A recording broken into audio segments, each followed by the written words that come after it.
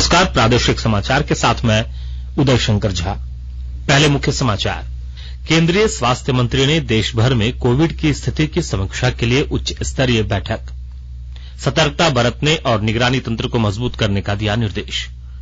झारखंड विधानसभा के शीतकालीन सत्र के तीसरे दिन 8,533 करोड़ 89 लाख रुपए का द्वितीय अनुपूरक बजट ध्वनिमत से हुआ पारित। विपक्ष ने किया सदन का बहिष्कार। अल्पसूचित प्रश्नकाल के दौरान आजसू पार्टी विधायक दल के नेता सुदेश कुमार महतो ने कहा, झारखंड आंदोलनकारियों को दिया जाए स्वतंत्रता सेनानी का दर्जा। और राज्य भर से आए छात्रों ने नई नियोजन नीति की मांग को लेकर विधानसभा के समक्ष किया प्रदर्शन। 15 दिनों में नियुक्ति प्रक्रिया पूर्ण करने की मांग की। और अब समाचार विस्तार से।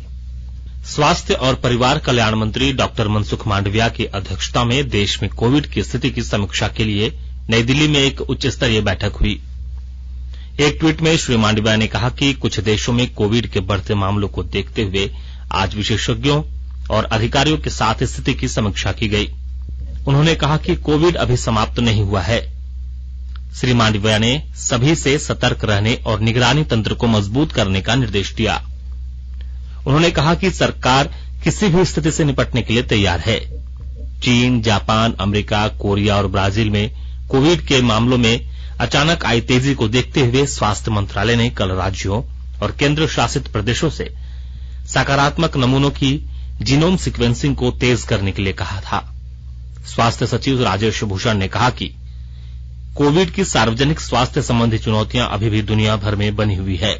विश्व भर में इस तरह के लगभग 35 लाख मामले प्रत्येक सप्ताह सामने आते हैं, जिनमें से करीब 1200 मामले भारत से हैं। झारखंड विधानसभा के शीतकालीन सत्र के तीसरे दिन आज 8,533 करोड़ 89 लाख रुपए का द्वितीय अनुपूरक बजट ध्वनिमत से पारित हुआ। अनुपूरक बजट के चर्चा के दौरान विपक्ष ने सदन का बहिष्कार किया।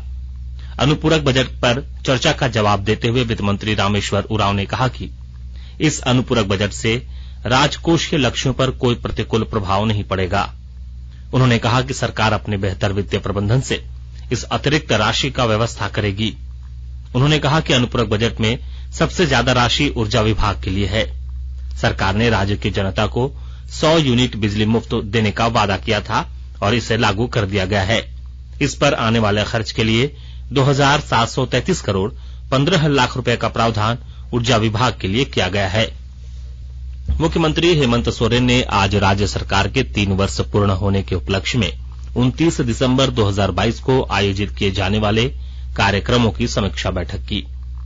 मुख्यमंत्री ने कहा कि राज्य सरकार की ओर से यह निर्णय लिया गया है कि भूमिहीन और सूखाग्रस्त प्रभावित 10 लाख किसान परिवारों को सूखा राहत राशि का लाभ, प्री मैट्रिक छात्रवृत्ति योजना के तहत स्कूलों में अध्ययनरत 25 लाख छात्र छात्राओं को छात्रवृत्ति की राशि का लाभ तथा सावित्री बाई फुले किशोरी समृद्धि योजना के तहत 5,60,000 बच्चियों को सहायता राशि का लाभ डीबीटी के माध्यम से सीधे उनके बैंक खाते में पहुंचाया जाएगा।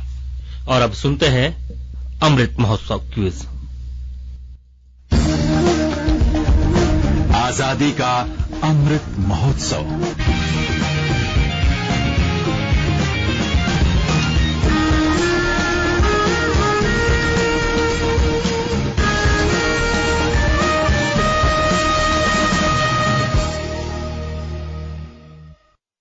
देश के 75वें स्वाधीनता दिवस समारोहों के उपलक्ष्य में आजादी का अमृत महोत्सव के अंतर्गत प्रादेशिक समाचार एकांश आकाशवाणी रांची स्वाधीनता संग्राम और उसके गौरवशाली इतिहास पर साप्ताहिक विशेष प्रश्नोत्तरी का आयोजन कर रहा है।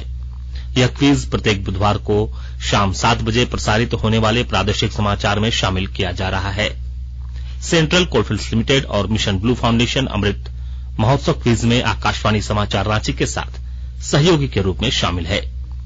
आज का प्रश्न है, 1771 में रामगढ़ के राजा कौन थे? प्रश्न एक बार फिर सुन ले। 1771 में रामगढ़ के राजा कौन थे? श्रोता अपने उत्तर ईमेल के माध्यम से rnuairranchi@gmail.com पर कल शाम 5 बजे तक भेज सकते हैं।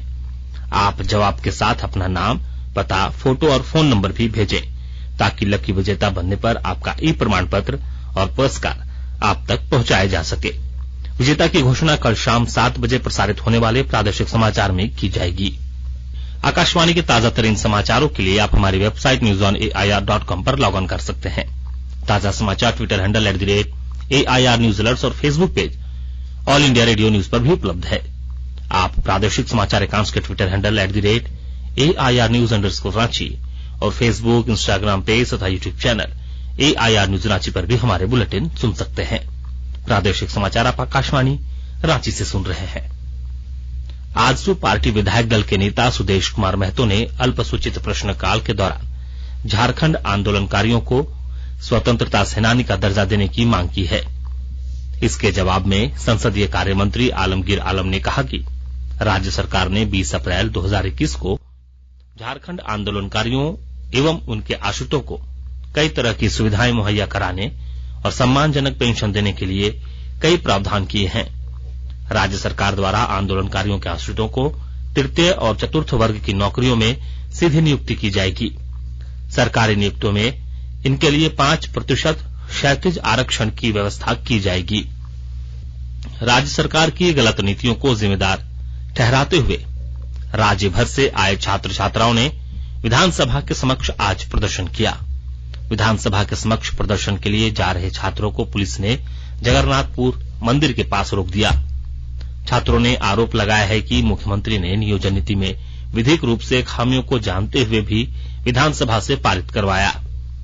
छात्रों ने राज्य सरकार से नई नियोजन नीति के तहत 15 दिनों के अंदर नियुक्ति प्रक्रिया को पूर्ण करने की मांग रखी है। गिरिडीह जिला प्रशासन ने आज गिरिडीह झंडा मैदान में रोजगार मेला का आयोजन किया। उपायुक्त नमन प्रेस लकड़ा ने कहा कि 40 से अधिक कंपनियों ने सैकड़ों पदों के लिए आवेदन आमंत्रित किया है।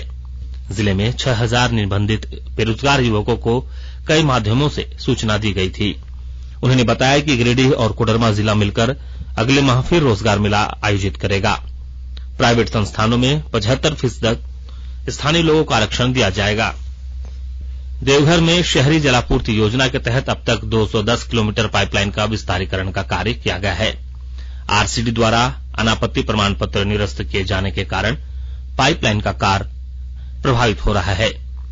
डब्ल्यूटीपी जीएलएसआर का कार्य ग्राम सभा के कारण प्रारंभ नहीं किया जा सका है। नगर निगम के सभागार में नगर आयुक्त सह प्रशासक शैलेंद्र कुमार लाल की अध्यक्षता में जुडको के पदाधिकारी और इसके अंतर्गत कार्यरत एजेंसियों के साथ बैठक की गई। केंद्रीय कार्मिक, जन शिकायत और पेंशन मंत्री डॉक्टर जितेंद्र सिंह ने कहा है कि 2724 भ्रष्ट अधिकारियों के खिलाफ कार्रवाई की गई है। इनमें 2021 में अभियोजन के लिए 248 मामले शामिल हैं। राजधानी रांची के कांटाटोली फ्लाईओवर निर्माण कार्य के दौरान आज एक हादसा हो गया। फ्लाईओवर निर्माण के दौरान क्रेन पलटने से एक अभियंता की मौत हो गई। इस घटना के बाद से मृतक अभियंता के परिजनों में आक्रोश है और वे मुआवजा की मांग कर रहे हैं। इस मामले की जानकारी मिलने के बाद पुलिस जांच में जुटी हुई है। मृतक अभियंता क्रेन के बगल से गुजर रहे थे। उसी दौरान क्रेन अनियंत्रित होकर अभियंता के ऊपर गिर गया, जिसके बाद घटनास्थल पर ही उनकी मौत हो गई। अंत में मुख्य समाचार एक बार फिर। केंद्रीय स्वास्थ्य मंत्री ने देश भर में कोविड की स्थिति की समीक्षा के लिए उच्च स्तरीय बैठक, सतर्कता बरतने और निगरानी तंत्र को मजबूत करने का दिया निर्देश। झारखंड विधानसभा के शीतकालीन सत्र के तीसरे दिन 8,533 करोड़ 89 लाख रुपए का द्वितीय अनुपूरक बजट ध्वनिमत से हुआ पारित। विपक्ष ने किया सदन का बहिष्कार। अल्पसूचित प्रश्नकाल के दौरान आजसू पार्टी विधायक दल के नेता सुदेश कुमार महतो ने कहा, झारखंड आंदोलनकारियों को दिया जाए स्वतंत्रता सेनानी का दर्जा। और राज्य भर से आए छात्रों ने नई नियोजन नीति की मांग को लेकर विधानसभा के समक्ष किया प्रदर्शन। 15 दिनों में नियुक्ति प्रक्रिया पूर्ण करने की मांग की। इसके साथ ही आकाशवाणी रांची से प्रादेशिक समाचार का यह बुलेटिन समाप्त हुआ। नमस्कार।